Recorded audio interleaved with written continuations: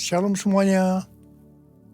Pada waktu Tuhan Yesus ditanya oleh murid-muridnya tentang tanda kedatangannya dan tanda kesudahan dunia ini, Tuhan Yesus menjawab yang salah satunya terdapat dalam Matius 24 ayat 14 yang berkata, "Dan Injil kerajaan ini akan diberitakan di seluruh dunia menjadi kesaksian bagi semua bangsa.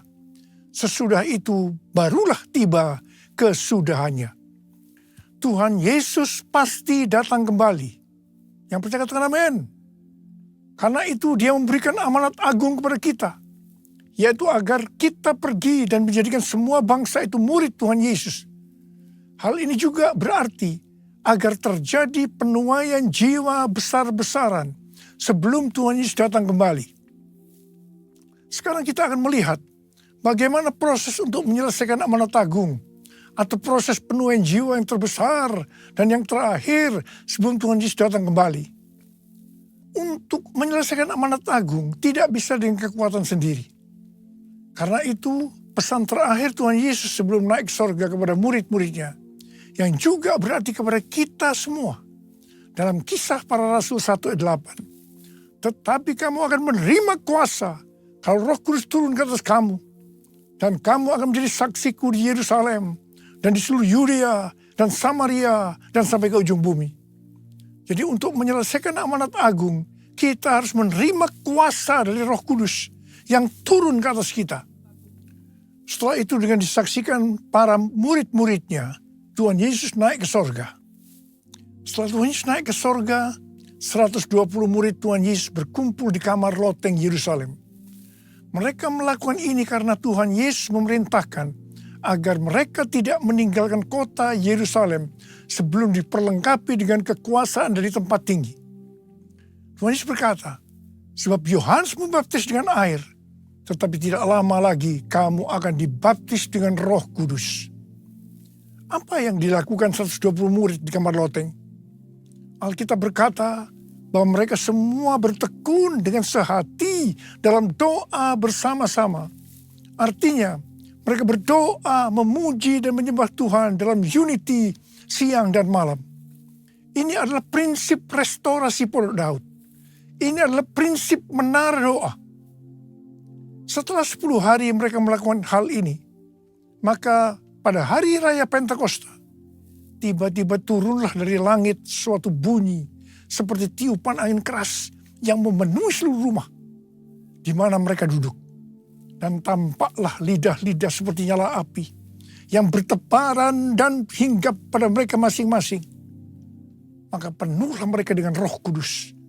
Lalu mereka mulai berkata-kata dalam bahasa-bahasa lain seperti yang diberikan oleh Roh itu kepada mereka untuk mengatakannya. Itu adalah bahasa Roh.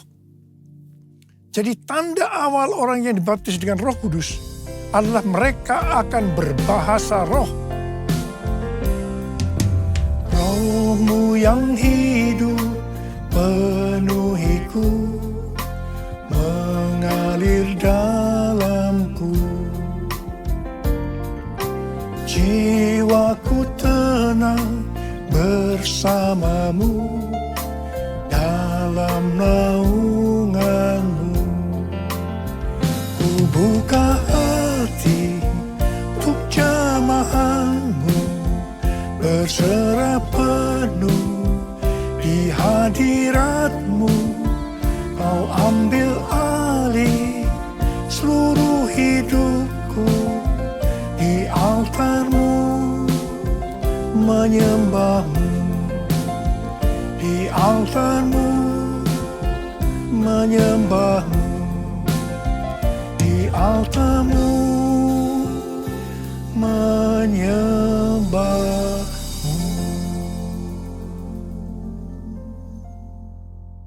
Apa yang terjadi setelah murid-murid Tuhan Yesus dipenuhi dengan Roh Kudus? Hal yang pertama, Petrus berkhotbah sekitar 5 menit.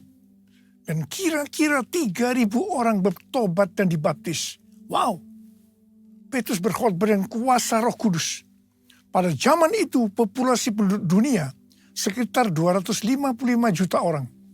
Sekarang penduduk dunia sekitar 8 miliar. Jadi 3.000 orang yang bertobat dan dibaptis pada waktu itu setara dengan sekitar 94.000 orang pada saat ini. Saya percaya hal ini juga bisa terjadi pada saat ini. Hal yang kedua, setelah murid-murid Tuhan Yesus dipenuhi dengan Roh Kudus, mereka dipakai untuk menyatakan tanda-tanda dan mujizat sehingga banyak orang yang bertobat. Petrus dan Yohanes menyembuhkan orang lumpuh sejak lahir. Bayangan Petrus bisa menyembuhkan orang sakit. Sapu tangan atau kain yang pernah dipakai Paulus, jika diletakkan pada orang sakit atau dirasuk setan, maka orang itu akan sembuh. Dalam Markus 16 ayat 15 sampai dengan 18, Tuhan Yesus berkata bahwa kalau kita pergi untuk memberitakan Injil, maka tanda-tanda dan mujizat akan menyertai kita. Sejak tahun 2006, saya diperintahkan Tuhan untuk mengadakan kebaktian kesembuhan ilahi. Selama 13 tahun, saya sudah mengadakan 318 kali kebaktian kesembuhan ilahi. Setiap kali berkhotbah, saya pasti memberitakan Injil. Tanda-tanda dan mujizat terjadi. Saya diizinkan Tuhan untuk melihat dan mengalami mujizat seperti yang dilakukan oleh Tuhan Yesus 2000 tahun yang lalu. Hal yang ketiga, setelah murid-murid Tuhan Yesus dipenuhi dengan Roh Kudus, maka cara hidup mereka berubah sehingga banyak orang yang bertobat. Yang pertama, mereka bertekun dalam pengajaran rasul-rasul dan dalam persekutuan. Bagi kita, ini juga bisa diartikan mereka suka membaca Alkitab. Mazmur 119 ayat 105 berkata, "Firman-Mu itu pelita bagi kakiku dan terang bagi jalanku." Kalau kita suka membaca Alkitab, itu akan menuntun jalan hidup kita. Hidup benar sesuai dengan firman Tuhan. Kita akan menjadi orang yang berintegritas. Dan itu akan membuat orang lain bertobat. Yang kedua, perubahan cara hidup yang membuat banyak orang bertobat adalah mereka selalu berkumpul, memecahkan roti dan berdoa. Ini bisa diartikan mereka hidup dalam unity dan suka berdoa. Hari-hari ini saya melihat melalui menara doa bahwa ada doa, pujian, dan penyembahan dalam unity siang dan malam. Saya percaya kalau Tuhan sudah berikan kepada kita beban untuk berdoa seperti ini, maka ini merupakan tanda bahwa Pentakosta ketiga yang dahsyat akan turun dan akan terjadi penuaian jiwa yang terbesar dan yang terakhir sebelum Tuhan Yesus datang kembali. Yang ketiga, perubahan cara hidup jemaat yang membuat banyak orang bertobat, yaitu karena mereka suka memberi, sehingga tidak ada yang berkekurangan. Hari-hari ini Tuhan Yesus menghendaki agar kita suka memberi. Alkitab berkata, adalah lebih berbahagia memberi daripada menerima. Lukas 6 ayat 38 berkata, "Berilah, dan kamu akan diberi. Suatu takaran yang baik, yang dipadatkan, yang dikoncang, dan yang tumpah keluar akan dicurahkan ke dalam pangkuanmu. Sebab ukuran yang kamu pakai untuk mengukur akan diukurkan kepadamu." Yang keempat, perubahan cara hidup jemaat yang membuat banyak orang bertobat, yaitu mereka selalu bergembira dan dengan tulus hati sambil memuji Allah. Hidup dengan tulus hati artinya hidup sebagai orang yang berintegritas. Jadi perubahan-perubahan yang terjadi dalam cara hidup jemaat yang membuat banyak orang bertobat adalah, yang pertama, mereka suka membaca Alkitab. Yang kedua, mereka suka berdoa. Yang ketiga, mereka hidup dalam unity. Mereka suka memberi. Mereka suka memuji Allah dan bergembira. Tulus hati atau hidup berintegritas. Dikatakan bahwa mereka disukai semua orang. Dan tiap-tiap hari jumlah orang yang diselamatkan bertambah. Haleluya! Curahkanlah kuasa-Mu Mujizat terjadi di tempat ini. Curahkanlah kuasa-Mu Tuhan, mujizat terjadi sekarang ini. Mujizat terjadi sekarang ini. Mujizat terjadi sekarang ini. Saya percaya mereka menganggap bahwa pola penuaian jiwa hanya seperti itu. Mereka sebagai orang-orang yang percaya hidup dalam zona nyaman. Mereka biasa berkumpul dalam unity sambil membaca Alkitab, berdoa dan memuji Tuhan dengan sukacita. Tidak ada yang berkekurangan. Wow, siapa yang tidak mau menjadi orang Kristen? Tetapi ternyata supaya penuaian jiwa bertambah besar, Tuhan izinkan proses berikutnya terjadi, yaitu aniaya menimpa jemaat di Yerusalem. Selain rasul-rasul, maka mereka harus lari meninggalkan Yerusalem. Mereka pergi ke Yudea dan Samaria sambil memberitakan Injil. Jadi kalau tadinya penuaian jiwa hanya terjadi di Yerusalem saja, sekarang mereka menyebar ke seluruh Yudea dan Samaria. Dan pola penuaian jiwa yang seperti ini masih terjadi sampai hari ini. Catatan sejarah gereja selama berabad-abad menunjukkan bahwa semakin gereja ditekan, justru Injil semakin menyebar dan diberitakan kemana-mana. Karena itu Tuhan izinkan hari-hari ini penderitaan, aniaya, itu terjadi di antara orang-orang percaya. Supaya terjadi penuaian jiwa yang lebih besar. Yang percaya katakan amin. Ternyata pola penuaian yang terjadi di atas belum menyelesaikan rencana Tuhan. Karena selain penuaian jiwa harus terjadi di Yerusalem, seluruh Yudea dan Samaria, tapi juga harus sampai ke ujung bumi. Tuhan mempunyai cara untuk membuat penuaian jiwa itu sampai ke ujung bumi.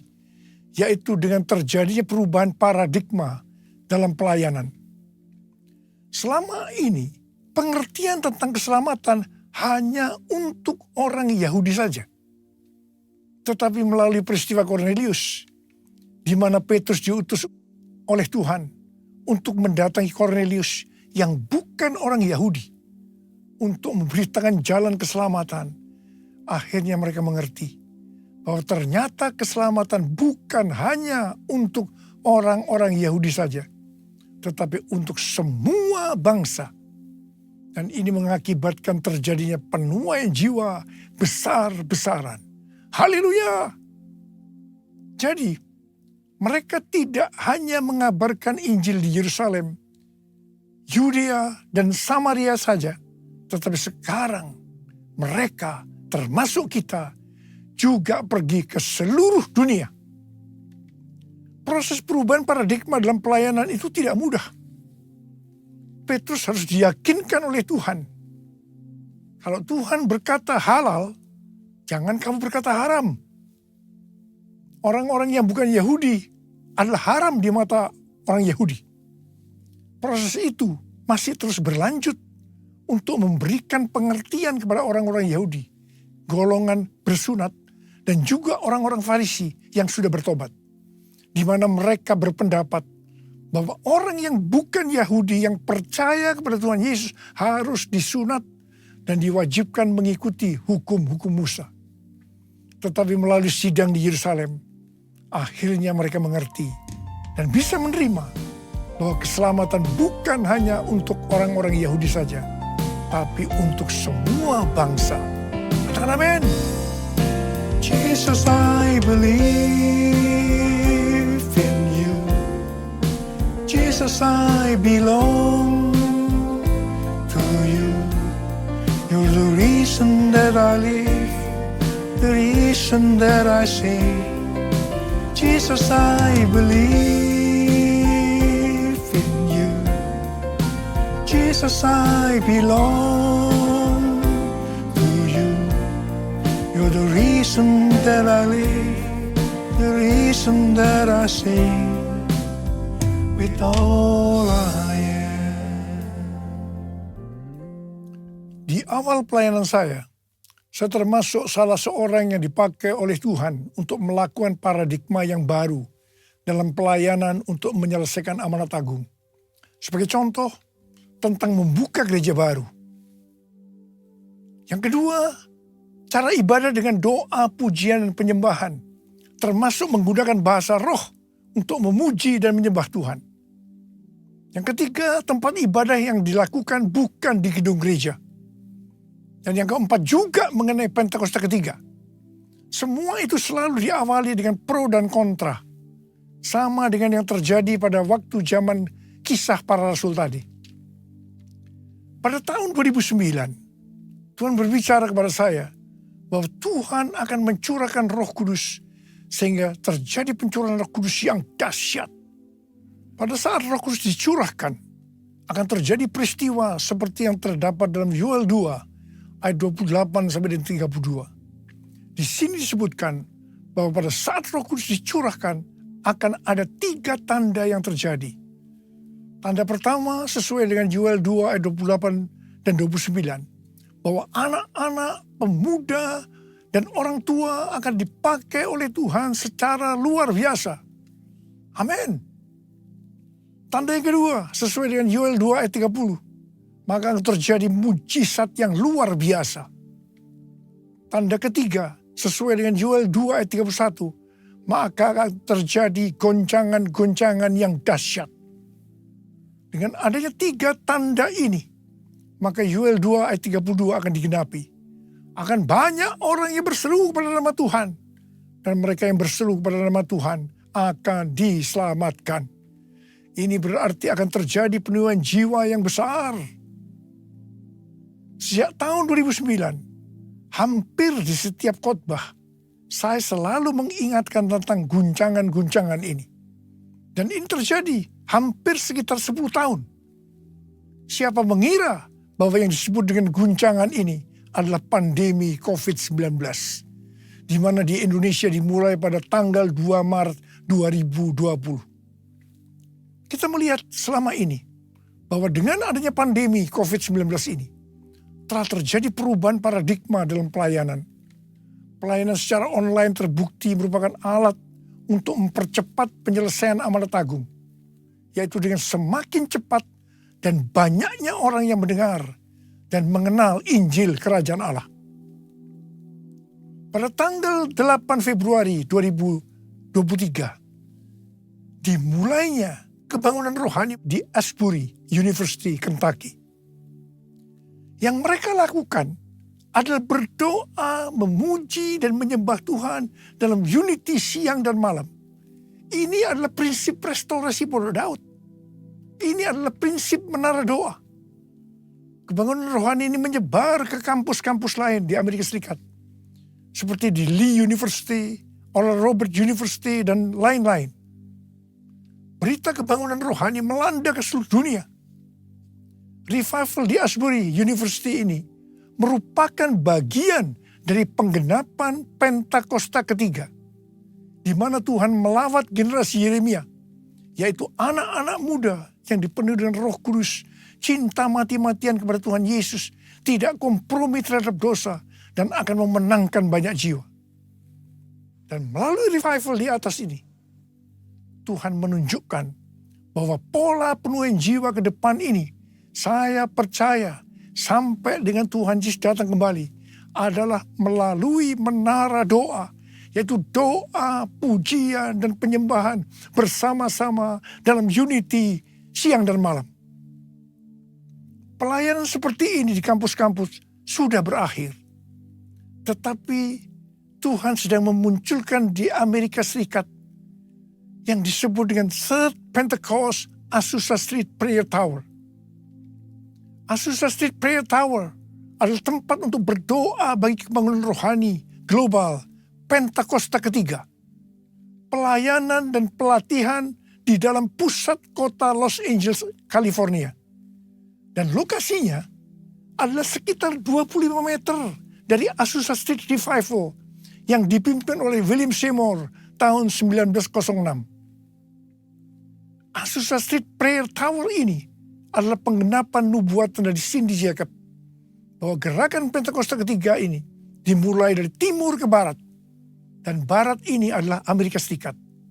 Dari Amerika Serikat akan menyebar ke seluruh dunia dan kembali ke Yerusalem. Api Pentakosta menyala, api Pentakosta menyala, api, api, api, api, api, api Pentakosta ketiga, api Pentakosta menyala, api Pentakosta menyala, api, api, api, api, api, api Pentakosta ketiga. Banyak hamba Tuhan mendapatkan bahwa kita harus memperhatikan dengan saksama sampai dengan tahun 2033. Tahun 2033 adalah peringatan 2000 tahun kematian, kebangkitan, kenaikan Tuhan Yesus ke sorga. Tahun 2033 adalah peringatan yang ke-2000 tahun pencurahan Roh Kudus, yang berarti peringatan hari ulang tahun gereja yang ke-2000. Peringatan 2000 tahun dimulainya amanat agung. Visi yang didapatkan oleh Empower 21 adalah pada hari Pentakosta 2033. Setiap orang akan mendapatkan kesempatan untuk berjumpa secara autentik dengan Tuhan Yesus melalui kuasa dan kehadiran Roh Kudus. Everyone. Rick Warren dari aliran baptis mendapatkan bahwa tahun 2033 adalah goal untuk menyelesaikan amanat agung. Tuhan memberikan tuntunan untuk menyelesaikan amanat agung tahun 2033. Kita seperti orang Israel yang dipimpin oleh Yosua untuk memasuki tanah perjanjian, yaitu melalui jalan yang belum pernah kita lalui sebelumnya. Mereka akan dituntun oleh tabut Allah. Jarak antara tabut Allah dengan orang Israel yang mengikutinya harus sekitar 2000 hasta. Tidak boleh terlalu dekat, juga tidak boleh terlalu jauh. Untuk itu, mereka harus menguduskan diri. Kita juga akan dituntun oleh Roh Kudus dengan cara yang sama. Saya percaya, pola penuhan jiwa untuk menyelesaikan amanat agung adalah melalui doa, pujian, penyembahan bersama-sama dalam unity siang dan malam. Ini adalah prinsip restorasi Pondok Daud. Ini adalah prinsip menara doa. Pada tanggal 15 Maret 2024, Tuhan berbicara kepada saya bahwa sekarang kita memasuki kebangunan rohani tahap berikutnya, yang berarti tahap yang terakhir. Pada tanggal 16 Maret 2024, saya mendapatkan konfirmasi nubuatan James W. Gould, yaitu bahwa sekarang kebangunan rohani yang besar dan kebangkitan generasi anak-anak muda sudah dimulai. Sudah dimulai. Kick off. Haleluya. Tanggal 3 sampai 5 Juli 2024 di SICC akan diadakan Everyone Asia 2024. Reaching every person on earth. Tuhan memberikan pengertian bahwa ini adalah trigger atau gong dimulainya kebangunan rohani yang terbesar dan yang terakhir secara global untuk generasi Yeremia. Haleluya! Untuk menyelesaikan amanat agung tidak bisa dengan kekuatan sendiri, tetapi harus dengan kuasa Roh Kudus. Karena itu kita harus dipenuhi Roh Kudus. Ada berapa banyak yang akan berkata, Tuhan, saya mau dipenuhi Roh Kudus. Saya mau menyelesaikan amanat agung Tuhan Yesus. Angkat tangan saudara. Katakan bersama saya, beri api yang dahsyat seperti yang kau janjikan, berembus Roh Kudus, beri kuasa urapanmu sekarang.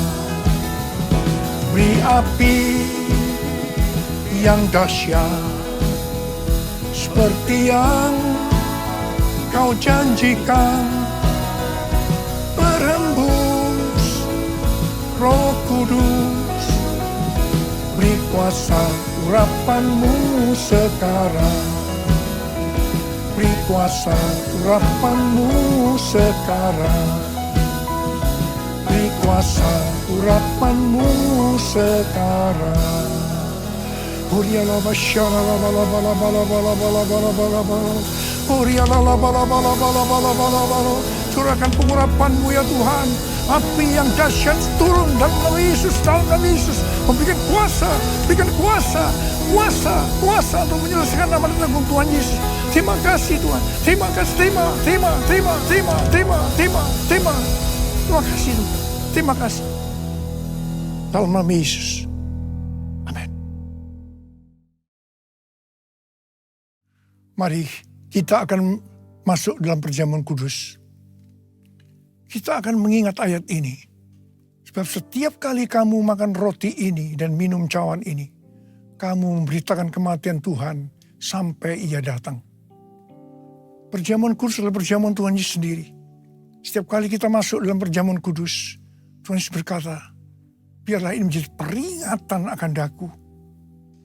Karena itu mari arahkan hati kita kepada kebaikan Tuhan. Supaya kita lebih mengasihi Tuhan Yesus. Kita lebih mengasihi satu dengan yang lain. Bapa, siapa kami sebelum kami mengenal Engkau? Kami semua orang berdosa. Upah dosa adalah maut, mati. Tapi Engkau yang tidak berdosa telah dijadikan dosa oleh karena kami. Engkau harus turun dari sorga mulia. Mati ganti kami dengan penderitaan yang luar biasa. Sungguh kalau kami pikirkan betapa baiknya Engkau ya Abah. Kau jadikan kami sebagai anak-anak-Mu. Kau tuntun, Kau bela, Kau lindungi, Kau tegur juga kalau kami salah. Engkau hajar juga. Itu Engkau ya Abah. Itu Engkau ya Abah. Tuhan akan memberkati kita melalui perjamuan kudus. Tapi Tuhan mau kita makan dan minum dengan cara yang benar. Karena itu masing-masing sekarang berdoa. Introspeksi. Lihat keadaan dirimu masing-masing. Jangan menyimpan dosa. Kalau ada dosa yang Tuhan ingatkan, langsung minta ampun. Ampuni saya Tuhan. Ampuni saya Tuhan. Katakan, ampuni saya Tuhan, ampuni kami semua. Layakkan kami untuk masuk dalam perjamuan kudus. Kami akan masuk dalam perjamuan kudus dengan hati yang penuh ucapan syukur. Dalam nama Yesus kami berdoa. Amin. Mari. Angkat roti di tangan kanan kita tinggi-tinggi. Sebab apa yang telah kuteruskan kepadamu, telah aku terima dari Tuhan. Yaitu bahwa Tuhan Yesus pada malam waktu Ia diserahkan mengambil roti. Dan sesudah itu yang mengucap syukur atasnya. Dia memecah-mecahkannya dan berkata, inilah tubuhku yang diserahkan bagi kamu. Perbuatlah ini menjadi peringatan akan aku. Tuhan dikasih Tuhan, bukankah roti yang kita pecah-pecahkan ini adalah persekutuan kita dengan tubuh Kristus? Mari kita makan dalam nama Yesus.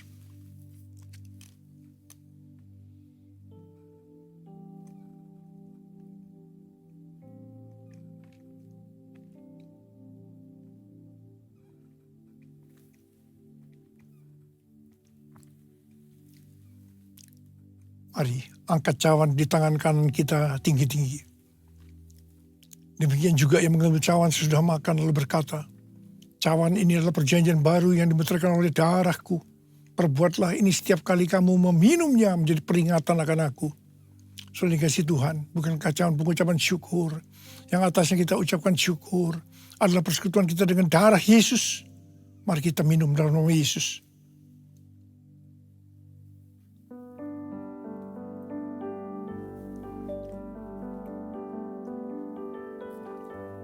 Mari angkat tangan kita di hadapan Tuhan. Ucapkan syukur dan terima kasih dengan suara. Tuhan, terima kasih ya Tuhan. Terima kasih, terima kasih. Terima kasih ya Abah, terima kasih. Urala basyara bala bala bala. Oh riala bala bala bala bala. Oh rala bala bala. Ada berapa banyak di antara saudara yang membutuhkan kesembuhan? Angkat tanganmu. Kau melihat anak-anakmu sedang mengangkat tangan mereka Tuhan. Saat ini Engkau sedang menyembuhkan yang sakit. Kau sedang membebaskan yang terikat. Engkau menghibur yang susah. Engkau menguatkan yang lemah. Engkau memberikan pengharapan-pengharapan yang baru bagi yang datang dengan keadaan putus pengharapan. Terima kasih. Sembuh dalam nama Yesus. Sembuh dalam nama Yesus. Sembuh dalam nama Yesus. Sembuh dalam nama Yesus. Terima kasih Tuhan. Terima kasih Yesusku. Terima kasih Yesusku. Puji syukur hanya bagi Tuhanku. Terima kasih Yesusku. Terima kasih Yesusku. Puji syukur hanya bagi Tuhanku. Terima kasih Yesusku. Terima kasih Yesusku. Puji syukur hanya bagi Tuhanku. Terima kasih Yesusku. Terima kasih Yesusku. Puji syukur hanya bagi Tuhanku. Puji syukur hanya bagi Tuhanku. Puji syukur hanya bagi Tuhanku.